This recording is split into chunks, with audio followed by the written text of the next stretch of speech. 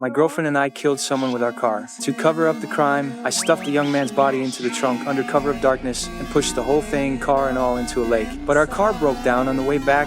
A mechanic happened to drive by. My girlfriend went with him to get the car fixed. During their conversation, she discovered something terrifying. The person we'd killed was his son. The mechanic said the car was ready and invited her to stay for dinner. She was so frightened, she immediately refused. When the mechanic's wife noticed their son hadn't come home, she called his phone. My girlfriend suddenly heard a ringtone. That's when she remembered the young man's phone was still in her pocket. But she thought fast, shoved the phone into the couch cushions, and hurried out the door. After she got in the car, she adjusted the seat. This made the mechanic suspicious the driver might not be the real owner of this car. He didn't know yet that his son was dead, but he wrote down the license plate number. After we met up, I immediately sold the car to a scrapyard and went to the police station to report it stolen in Paris. My girlfriend and I agreed never to see each other again, hoping to destroy all evidence completely. I thought it was all over. But the unexpected happened. After their son went missing, the mechanic and his wife filed a police report. They told the officers their theory. On the day their son disappeared, a strange woman had called his phone an hour after he went missing and hung up immediately. This meant his phone wasn't at home at the time, but later, it turned up in their house. That woman must have planted it there. Combined with the bloodstains on her clothes and her unusual behavior adjusting the seat, they had reason to believe this woman was connected to their son's disappearance. The police investigation led them to me. They asked why my car had been seen at the scene of the incident. They also showed me a sketch and asked if I knew this woman. I denied knowing her. I said I was on a business trip abroad the day it happened and that my car had been stolen that same day. To make the police believe me,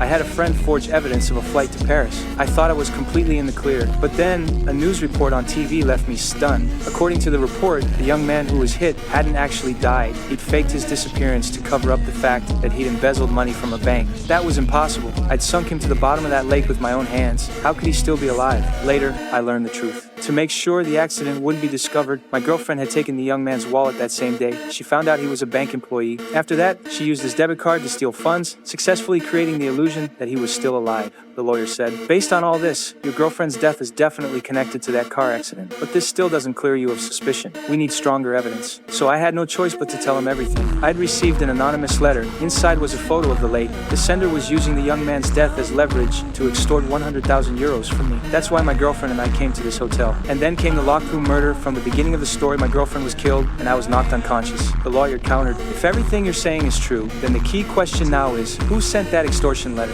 I thought of the mechanic. The lawyer continued, if it was him, then explain these things. First, if the goal was extortion, why scatter the money all over the floor after killing her? Second, how did he get out of that locked room? Third, he sent you a text from your girlfriend's phone. Why didn't he delete it? Was he deliberately leaving evidence for the police?